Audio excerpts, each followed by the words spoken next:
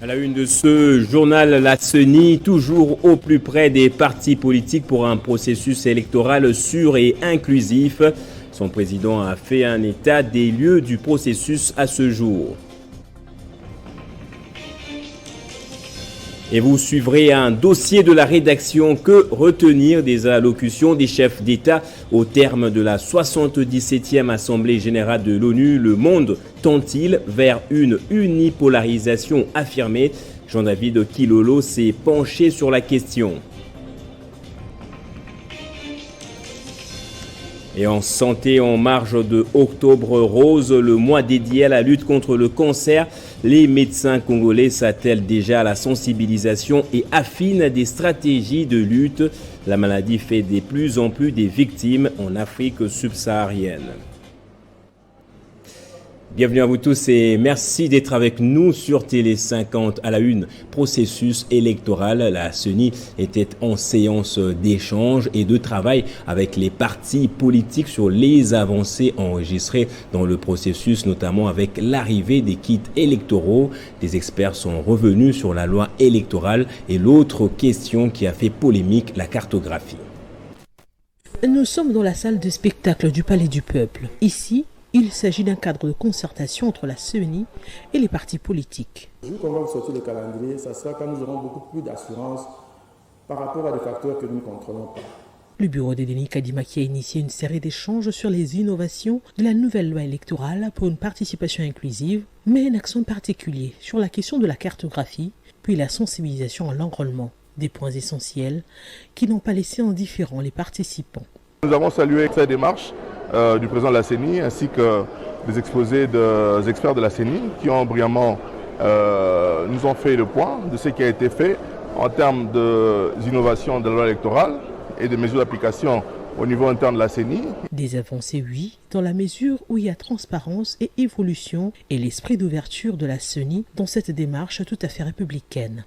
Nous sommes amplement très satisfaits et ça permettra que nous ayons un cadre assaini pour bien organiser les élections à venir. La préoccupation sur le temps a été soulevée pour un calendrier électoral qui va imposer au gouvernement des mesures dans la durée, surtout pour la paix en zone de conflit. Nous sommes dans une session budgétaire. Le Parlement devra voter également des crédits pour les élections. Le gouvernement, s'agissant de la sécurisation, doit déployer autant de fonds parce qu'aujourd'hui, il y a des facteurs qui peuvent aujourd'hui ne pas permettre la bonne tenue des élections dans certains coins de la République. Entre autres, la question de l'Ituri et la question du Nord Kivu. Plus qu'un défi, cet exercice de redevabilité est la bienvenue pour tous. Comme dans toute organisation opérationnelle, il y a toujours des règles qu'on doit respecter et qu'on doit suivre. C'est ça le mobile de notre présence ici. C'est pour qu'il y ait des bonnes élections, des élections apaisées, pour qu'on puisse donner la majorité parlementaire à notre candidat unique qui est le président Félix Antoine Tshisekedi Tshilombo. L'objectif de la centrale électorale est de sensibiliser toutes les couches de la population, mais aussi les parties prenantes au processus électoral pour des élections crédibles et apaisées en 2023. Et que doit-on retenir de la 77e Assemblée générale de l'ONU après les discours et l'audition des discours des chefs d'État du monde? La rédaction de Télé 50 a tiré plusieurs conclusions, parmi lesquelles l'imposition d'une pensée unique des États-Unis d'Amérique avec ses alliés qui défendent tous la cause ukrainienne. Après la tenue de la 77e session générale de l'Assemblée des Nations Unies, plusieurs conclusions ont été tirées. C'est que tous les pays agressés tels que la RDC, le Yémen, l'Arménie s'attendaient à voir la prise en compte de leur situation de l'agression du territoire de leur pays par la communauté des nations. Peine perdue. Tout le débat a été ramené au cas bien particulier de l'Ukraine, selon le bon vouloir du maître des séants. L'impression générale qui se dégage de cette 77e session de l'ONU est bien la face cachée de cette guerre de l'Ukraine, qui en réalité s'avère être le fusible d'une guerre plus large qui pourra ouvrir à une nouvelle ère politique mondiale. À y regarder de très près, le monde est en pleine mutation. Une mutation, on ne peut plus structurelle et profonde, qui change tous les tableaux des politiques internationales. Nous sommes en face d'un monde en transition très manifeste. On voit dépasser des mondes unipolaires instaurés depuis la chute du mur de Berlin vers un monde multipolaire. En écoutant attentivement les discours de la plupart des grands dirigeants du monde, on en a déduit que cette 77e Assemblée générale des Nations unies est le reflet des grandes tensions mondiales, avec des versions trop diversifiées des dirigeants du monde. L'annonce du référendum d'autodétermination de nombreuses provinces russophones de l'Ukraine, la démarche de la nouvelle première ministre britannique pour déplacer l'ambassade de Sa Majesté de Tel Aviv à Jérusalem et son appel à l'effort collectif d'empêcher l'Iran de développer l'arme nucléaire, la demande rocambolesque d'Emmanuel Macron de retirer carrément la Russie du Conseil de sécurité de l'ONU, ou encore ses interprétations biaisées des propos de Poutine et ses allusions à peine voilées de Joe Biden au possible usage de l'arme atomique en guise de réponse sont autant de signes de durcissement d'un camp contre l'autre que l'expression de la fracture profonde de la politique internationale. Et dans l'actualité aussi, le Premier ministre a clôturé tard dans la soirée de vendredi à Goma sa mission d'évaluation de l'état de siège qu'il a effectué dans les provinces du Nord Kivu et de l'Ituri. Dans le chef-lieu du Nord Kivu, Sama Lukonde a échangé avec les députés provinciaux et les membres du gouvernement provincial ainsi qu'avec la société civile. Le chef du gouvernement congolais a dit réserver la primeur au président de la République, Patio Kanvundama. Au gouvernorat du Nord Kivu, le Premier ministre congolais a reçu différentes couches de la population. D'abord, la société civile et les mouvements citoyens. Puis les membres du gouvernement provincial conduit par le gouverneur Kalinzanzu Kasivita et les députés provinciaux avec leur président Robert Seninga, tous en congé. À l'issue de ces différentes consultations, Jean-Michel Sama Lukonde a dit que des discussions ont tourné autour des questions sécuritaires, notamment les récentes manifestations pour exiger le départ de la MONUSCO. Nous avons eu à déplorer récemment dans le cadre de ces revendications demandant le retrait de la MONUSCO, à regretter, déplorer le manque. Nous ne voulons plus voir cela arriver. Et donc c'était vraiment une demande de responsabilité pour qu'on s'assure que nous épargnons des vies. Nous sommes déjà dans une situation sécuritaire difficile. Il faut concentrer nos forces là où nous avons véritablement ces forces négatives, cette agression que nous avons qui est activée par le Rwanda. C'est là que nous devons mettre l'énergie. Concernant l'évaluation de l'état des sièges, Jean-Michel Sama Lukonde a souligné réserver la première des questions sensibles au président de la République. Il a par ailleurs indiqué que d'ici là, le couvre-feu instauré dans la ville de Goma sera levé. Nous avons reçu cette revendication sur les restrictions au niveau des déplacements ici dans la ville de Goma. Et donc une instruction, indication claire a été donnée au gouverneur militaire de très vite réunir le Conseil de sécurité et voir les modalités de levée de couvre-feu. Et ne quittons pas Goma, le ministre de l'Agriculture a effectué ce samedi une visite d'inspection dans la société Mont-Gabaron qui est sur le point d'installer une minoterie moderne pouvant produire de la farine de maïs et réduire sensiblement l'insécurité alimentaire en milieu ruraux. Désiré Birianze a promis aux responsables de la société l'accompagnement du gouvernement congolais. Patio Kanvundama. Le ministre de l'Agriculture a visité à Goma la société Mont-Gabaon qui est en train d'installer une minoterie au quartier Boudjovu. Nous sommes dans la commune de Karisimbi. Des entrepôts en passant par l'usine moderne en chantier, Désiré Birianze a été surpris par les services de qualité que va offrir cette société à la population. Il promet l'appui du gouvernement congolais à cet opérateur économique qui investit beaucoup de moyens dans ces projets. Je crois que nous, le gouvernement, nous devons accompagner Je lui ai fait la promesse ferme, parce qu'il ne bénéficie de rien du tout, que prochainement qu'il y a des commandes qu'il va faire, il suffit de nous tenir informés, de nous envoyer les factures proforma et le gouvernement pourra appuyer. Le passage du ministre de l'Agriculture au sein de cette société Mont-Gabaon est salué par Eli Akilimali Joseph, président directeur général de cette société. Ça fait plus d'une dizaine d'années que je suis dans ce domaine, mais je n'avais jamais eu cette grâce. Donc le sentiment, c'est un sentiment de joie, de satisfaction parce qu'il a tout dit. Rappelons qu'une fois ce projet d'installation de cette nouvelle minoterie achevé, c'est presque toutes les provinces de la RDC qui bénéficieront de ces services avec ces différents produits, notamment la farine de maïs, qui va ainsi résoudre le problème de facturation des importations, comme le souhaite le ministre de l'Industrie Julien Paluku. Et avant le ministre de l'Agriculture, c'était Julien Paluku qui a visité l'usine en construction Mont-Gabaon. Le ministre de l'Industrie a encouragé le responsable de cette usine qui a investi dans la minoterie pour arriver à réduire des importations de la farine de maïs. Patio Kanvunama. Cette visite effectuée à Goma, dans les installations de la société Mont-Gabaon, avait pour objectif se rendre compte de l'évolution des travaux pour la construction de cette minoterie. Accompagné du gouverneur du Nord Kivu en congé Kaline Zanzu Kassivita et sous les explications du président directeur général de cette société, Julien Paluku, va visiter tous les matériels de dernière génération en plein montage. Il s'est dit satisfait de l'investissement de cet opérateur économique et de la qualité des infrastructures. Donc, il est capable de devoir rassembler toute la production de la province Nord Kivu et même des provinces voisines pour devoir produire de la farine à toute la population congolaise et même environnante, et ainsi réduire toute cette facture d'importation qui pèse lourd à la RDC. J'ai même vu les silos, c'est-à-dire des outils de conservation qui peuvent aller jusqu'à 7500 tonnes de conservation des produits de maïs et d'autres. Donc cela n'a jamais été dans cette partie de la République.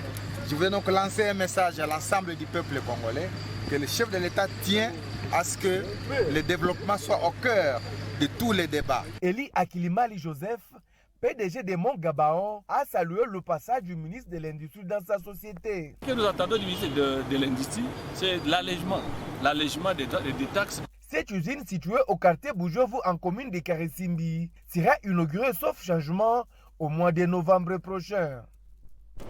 Et c'était au sommaire en santé, la prise en charge des patients atteints du cancer en Afrique demeure une épine dans le secteur de la santé.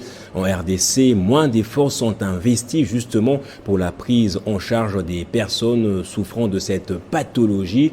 C'est dans ce cadre que le centre hospitalier Nganda a organisé une journée scientifique de sensibilisation contre le cancer qui fait des milliers de victimes en Afrique et en RDC. Cette journée scientifique a eu lieu à Sulutani-River et est de très grande importance pour toute la population, mais aussi le personnel médical. Il s'agit pour le centre hospitalier Nganda d'échanger avec les professeurs, médecins et autres acteurs de santé publique sur la question liée à la prise en charge des patients qui souffrent du cancer sur le continent, mais plus particulièrement en République démocratique du Congo. La journée a été axée sur les thèmes actualité et harmonisation de la prise en charge des cancers hématologiques, pédiatriques, les cancers du sein, du côlon, du rectum, du col de l'utérus et de la prostate.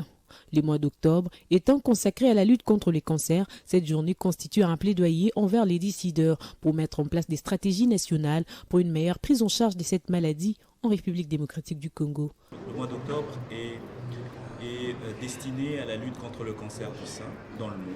Il est impossible de ne pas penser à ça aussi en Afrique parce que c'est une réalité et surtout l'un des cancers les plus tueurs dans le monde et aussi dans nos pays noirs. C'est parce que jusqu'à aujourd'hui, il n'y a pas de stratégie commune, il n'y a pas de stratégie nationale visant la lutte contre le cancer du sein, ce qui fait qu'il est impétueux, il est vraiment important que l'on puisse se rencontrer et voir si on peut mettre à disposition des décideurs des idées, des stratégies, des plans qu'ils pourraient, eux, mettre en place pour aider la population. Le gouvernement devrait s'investir véritablement sur cette lutte contre les cancers sur progrès, la prise en charge médicale et des sensibilisations de la population congolaise, le centre hospitalier Nganda étant le seul disposant d'un centre de radiothérapie. Et prenons les partis politiques à présent, le LGD de Matata Ponyo a maintenant un nouveau bureau au district de Funa à Kinshasa. Le siège de la fédération de la Funa 2 a été inauguré au cours d'une cérémonie décisive en perspective des élections de 2023. Jean-David Kilolo. La fédération LGD Funa 2 a un nouveau siège, ce qui justifie le déplacement de l'autorité morale du parti Matata Ponyo, venu dans la commune de Kasavubu, accompagné de plusieurs militants. Et certains passagers qui ne le voient qu'à la télé, l'occasion pour eux de se rapprocher de l'homme à la cravate rouge jusqu'au lieu de la cérémonie. Sur place, le secrétaire général Franklin Chamala va, au nom du directeur général, investir Madame Claudine Komba comme présidente fédérale Funa 2. Vous êtes donc la seule fédération installée à la date d'aujourd'hui. Très touché et déterminé à faire du parti LG2 numéro 1 de la Funa aux prochaines élections, Claudine Komba invite par ailleurs tous les électeurs de Funa à adhérer massivement au parti pour faire gagner les candidats Matata Ponyo à la présidentielle et remporter les législatives de 2023. Notre parti LGD vient de se résoudre à disposer d'un siège. Un siège qui habilitera dorénavant l'une de ces fédérations dans la ville de Kinshasa. Et très prochainement, promet Franklin Chamala, d'autres fédérations seront inaugurées pour les échéances électorales à venir. Et au Sankourou, le parti politique URCO est venu en appui aux familles en cette période de rentrée scolaire en procédant à la distribution des fournitures scolaires à l'Oja Centre. Les bénéficiaires, les élèves ont vivement salué cette action. Nous sommes dans la province du Sankourou, précisément à l'Oja Centre. Ici, toutes les écoles ont répondu présentes à l'appel de l'Union pour la réussite du Congo, parti cher à Simon Ikamba, qui ne cesse d'accompagner les initiatives du chef de l'État, Félix Tshisekedi, cette fois-ci dans la gratuité de l'enseignement. Le parti politique IRCO du président national Simon Ikamba, nous sommes venus soutenir, nous sommes venus matérialiser cet acte avec ce lot de cahiers, bics et papiers que vous voyez.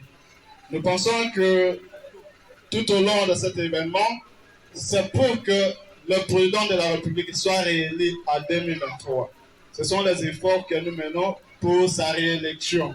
Et disons, IRCO vivant, vivant. Ces élèves et leurs parents sont dans la joie car ils bénéficient de fournitures scolaires dont des Simon Ikamba et son parti URCO. C'est le coordonnateur des l'URCO Sankourou, Emmanuel Ewale Loleke, accompagné de deux présidents territoriaux, Jean-Pierre Lokoudi et Marcel Ewanga, qui ont lancé la distribution de ces fournitures scolaires. Pas encore devenu ministre, député ni mandateur public, Simon Ikamba et son parti URCO ne cessent de se dépasser pour montrer leur volonté d'accompagner le chef de l'État dans son combat pour préparer un avenir meilleur du Congo et des Congolais.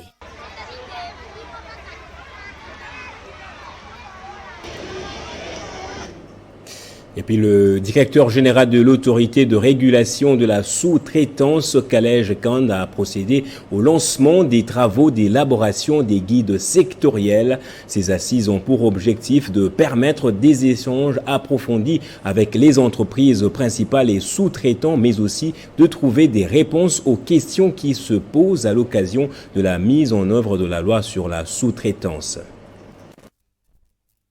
C'est dans les soucis de mener de manière pérenne des activités de sensibilisation des parties prenantes et la vulgarisation de la loi numéro 17/001 du 8 février 2017 fixant des règles applicables à la sous-traitance dans les secteurs privés que l'autorité de régulation de la sous-traitance dans les secteurs privés, ARSP, en collaboration avec la Fédération des entreprises du Congo et la Commission nationale des petites et moyennes entreprises, lancé des travaux d'élaboration des guides sectoriels. Le go de ces assises a été donné par le directeur général de l'ARSP Kalej Kand en présence du représentant du ministre d'État en charge de l'entrepreneuriat et des petites et moyennes entreprises. Eustache Mouanzi. Dans son mot, le numéro 1 de la RSP a des primes abord remercié le ministre des tutelles pour son implication dans la mise en œuvre de la loi sur la sous-traitance, traduite non seulement par des activités de sensibilisation et de vulgarisation de cette loi, organisées dans plusieurs villes, notamment Kolwezi et Mbujimayi pour ne citer que celle-ci,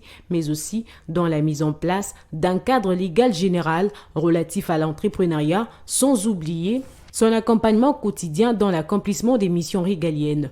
Ensuite, le directeur général de la RSP a invité les experts à faire de la loi sur la sous-traitance et ses mesures leur fil conducteur dans l'élaboration des guides sectoriels.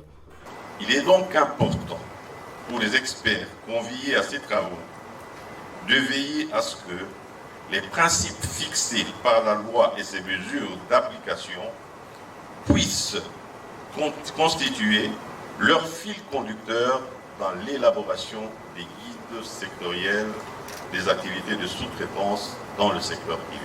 Débuté dans ces 3 provinces, ce processus va se poursuivre dans d'autres provinces de la République démocratique du Congo. Confirmation de Kalesh Kand, directeur général de la RSP. Et au Lualaba, Patrick Katengo a pris la défense de Fifi Masuka après les récents propos polémiques d'Adel Kaïnda. Le jeune leader a appelé les Lualabais à ne pas céder à la politique de la terre brûlée. Le message que je dois donner ce jour à la population du Lualaba, c'est d'éviter la politique de la terre brûlée, de comprendre que chaque chose a son temps. Aujourd'hui, c'est le temps de son Excellence Madame le Gouverneur, Madame Fifi Masuka, qui est en train d'abattre un travail de titan. Aujourd'hui, elle est en train de rapprocher ses administrés qui vivent très loin, ceux de Sandoa, ceux qui sont à Kapanga, avec les routes déjà qui se construisent, nous disons coup de chapeau. Elle redonne la confiance actuellement aux investisseurs qui, chaque jour, sont en train de rentrer dans cette province du Lualaba pour participer à sa construction. Les jeunes qui constituent 70% de la population du Lualaba voient chaque jour des investisseurs qui rentrent et qui créent de l'emploi. Les structures de santé qui sont en train d'être mises en place, les structures de formation professionnelle sont en train d'être mises en place. Et donc, vous voyez, ce sont ces choses-là sur lesquelles nous devons nous intéresser actuellement. Et célébrée le 21 septembre de chaque année, la journée internationale de la paix a été marquée le vendredi 23 septembre dans le Haut-Katanga par une rencontre sous le thème « Bannir le tribalisme, un moyen efficace pour bâtir la paix dans le Haut-Katanga ». Le gouverneur de province a prononcé un mot en appelant à l'unité et au vivre ensemble des Hauts-Katangais. Je les cite, « Nous sommes un même peuple, nous sommes une seule communauté ». Bannir le tribalisme, un moyen efficace pour bâtir la paix dans le Haut-Katanga. C'est sous ce thème qu'a été célébré le vendredi 23 septembre 2022 la journée internationale de la paix dans la province cuprifère. Pour la commissaire provinciale en charge de la culture, arts et relations intercommunautaires, le choix de ce thème en province a pour but de mettre fin aux conflits qui règnent entre des communautés et ainsi faciliter la cohabitation harmonieuse de différentes populations établies dans cette province. Dans notre province, le Haut-Katanga, vu les efforts que fournit le gouverneur Jacques Kaboula Katwe, pour sa part, le gouverneur du Haut-Katanga, Jacques Kaboula Katwe, a d'abord relevé le contexte dans lequel cette journée de la paix est célébrée dans le monde sur fond d'une agression armée contre la République démocratique du Congo où des individus manipulés tentent désespérément de déstabiliser les institutions. C'était avant de saluer la détermination du président de la République, Félix-Antoine Tshisekedi Tshilombo, de ramener la paix principalement dans la partie est du pays. À cette occasion, l'autorité provinciale a rendu hommage aux hommes et femmes qui œuvrent pour la paix à travers le monde et dans notre pays. Nous sommes un même peuple, nous sommes une seule nation, nous sommes une seule communauté. Pour lier l'utile à l'agréable, l'animation a été assurée par différents groupes folkloriques. Les membres du bureau de l'Assemblée provinciale conduit par leur président, Le vice-gouverneur du Haut-Katanga, les membres de l'exécutif provincial et plusieurs autres invités ont assisté à cette journée de la paix dans le Haut-Katanga. Lancé il y a quelques années par le chef de l'État, le projet Jardin scolaire 1 milliard d'arbres à l'horizon 2023, dont les débuts des travaux en province sont prévus incessamment, connaît la participation des partenaires étrangers, notamment des Sud-Africains qui ont rencontré le DG du Fonds forestier national. Elle est de retour pour entamer les études de faisabilité afin de concrétiser certains projets conclu avec le Fonds forestier national et principalement le projet 1 milliard d'arbres à l'horizon 2023. Elle, c'est la firme Pionnier qui est une multinationale qui rassemble des Sud-Africains, Américains et Saoudiens. Et qu'est-ce qui est prévu pour ce faire? Ce que nous allons faire pour le moment, c'est d'abord les études, aller dans les provinces, commencer avec l'agriculture ou la pépinière. Et après une année, il y aura plus de 5 millions d'arbres que nous allons planter. Le DG Honoré Moulumba Kalala n'a pas manqué d'exprimer sa satisfaction.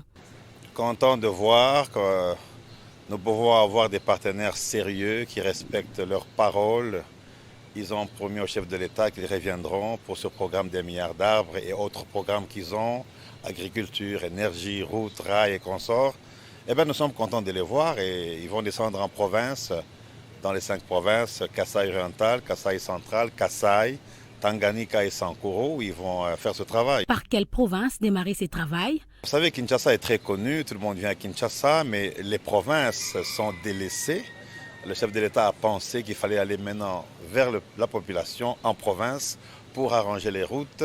Rappelons que cette firme était venue au Fonds forestier national pour parler de plusieurs projets, hormis le projet 1 milliard d'arbres à l'horizon 2023, la forêt, de l'énergie et les infrastructures étaient également évoquées.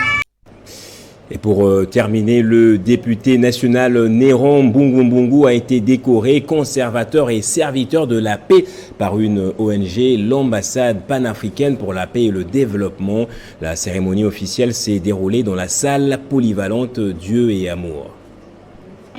Empêché, l'élu du peuple Néron Mbungu a été représenté à cet événement par son fils Bobo Mbungu, à qui l'APDD, l'ambassade panafricaine pour la paix et le développement, a remis les diplômes de mérite pacifique du lauréat.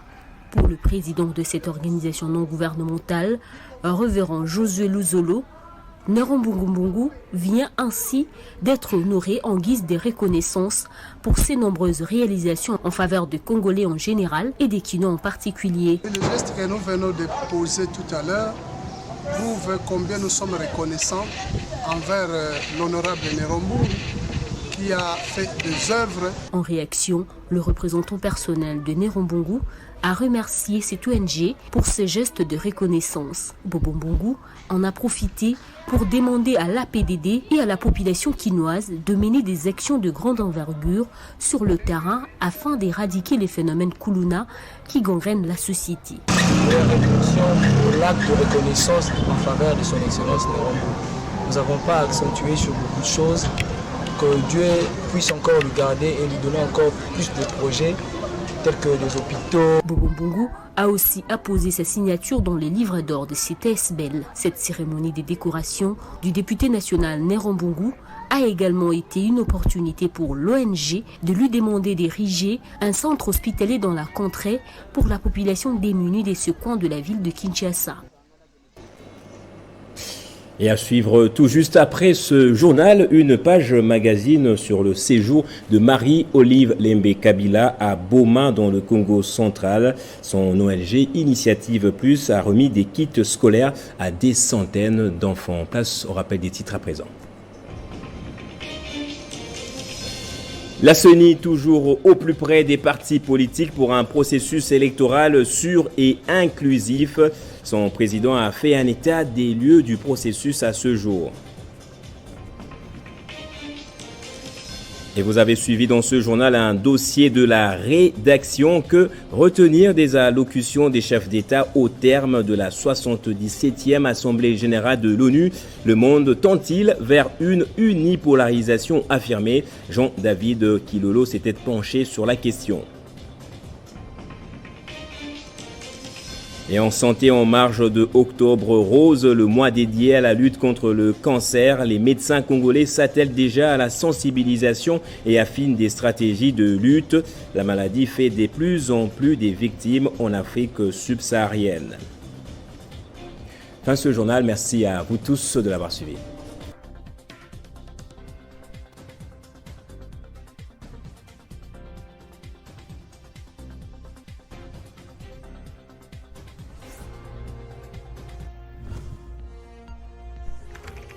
L'actualité reste en continu.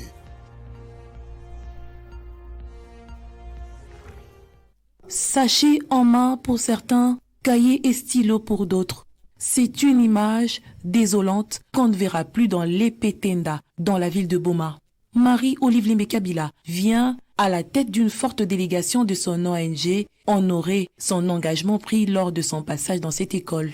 Le respect de sa parole est une véritable aubaine. Ses élèves alignés en rangée ont reçu des kits scolaires composés des cahiers, stylos, boîtes mathématicales et cartables. Le décor de la cour a changé. Ils sont tous heureux de recevoir de main de la présidente de l'ASBL Initiative Plus leur fourniture scolaire.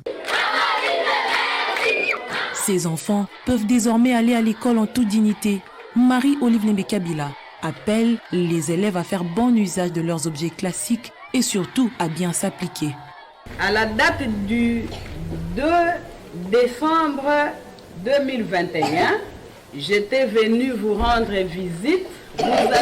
Vous m'aviez exprimé votre vœu de me voir venir vous accompagner pour l'année scolaire 2022-2023.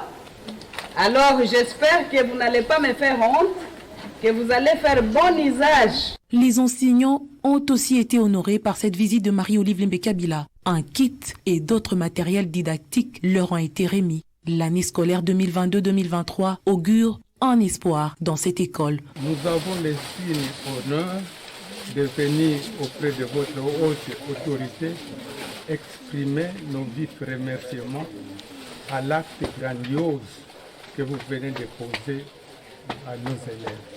Son statut a changé, mais pas son cœur. Marie-Olive Limbe-Kabila n'a pas dérogé à sa règle. Elle a encore cette année distribué près de 10 000 kits scolaires sur toute l'étendue de la République démocratique du Congo.